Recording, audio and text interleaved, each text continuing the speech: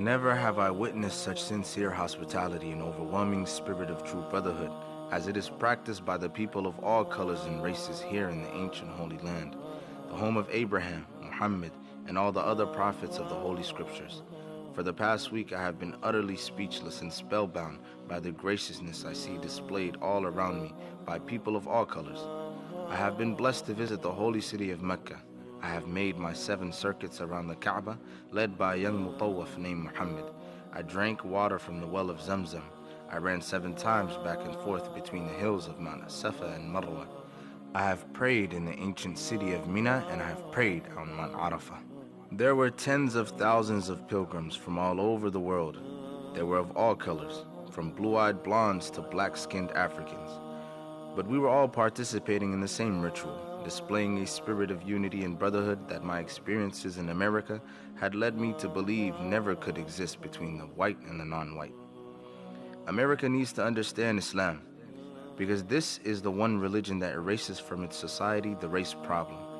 Throughout my travels in the Muslim world, I have met, talked to, and even eaten with people who in America would have been considered white. But the white attitude was removed from their minds by the religion of Islam. I have never before seen sincere and true brotherhood practiced by all colors together, irrespective of their color. You may be shocked by these words coming from me, but on this pilgrimage, what I have seen and experienced has forced me to rearrange much of my thought patterns previously held, and to toss aside some of my previous conclusions. This was not too difficult for me. Despite my firm convictions, I have always been a man who tries to face facts and to accept the reality of life as new experience and new knowledge unfolds it.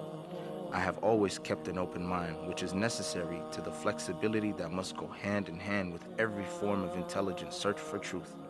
During the past 11 days here in the Muslim world, I have eaten from the same plate, drunk from the same glass, and slept on the same bed or on the same rug, while praying to the same God with fellow Muslims, whose eyes were the bluest of blue, whose hair was the blondest of blonde, and whose skin was the whitest of white. And in the words and in the actions and in the deeds of the white Muslims, I felt the same sincerity that I felt among the black African Muslims of Nigeria, Sudan, and Ghana. We were truly all the same brothers, because their belief in one God had removed the white from their minds, the white from their behavior, and the white from their attitude. I could see from this that perhaps if white Americans could accept the oneness of God, then perhaps too they could accept in reality the oneness of man, and cease to measure and hinder and harm others in terms of their differences in color. With racism plaguing America like an incurable cancer, the so-called Christian white American heart should be more receptive to a proven solution to such a destructive problem. Perhaps it could be in time to save America from imminent disaster, the same destruction brought upon Germany by racism that eventually destroyed the Germans themselves. Each hour here in the Holy Land enables me to have greater spiritual insight into what is happening in America between black and white. The American Negro can never be blamed for his racial animosities. He is only reacting to 400 years of the conscious racism of the American whites. But as racism leads America up the suicide path, I do believe, from the experiences that I've had with them, that the whites of the younger generation in the colleges and universities will see the handwriting on the walls, and many of them will turn to the spiritual path of truth, the only way left to America to ward off the disasters that racism inevitably must lead to.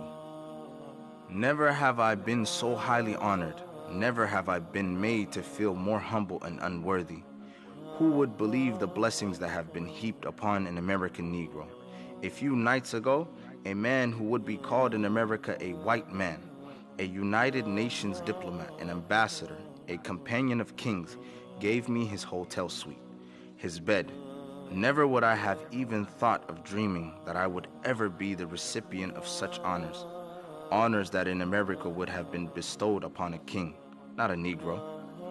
All praise is due to Allah, the Lord of the worlds. Sincerely, Al-Hajj Malik Al-Shabazz.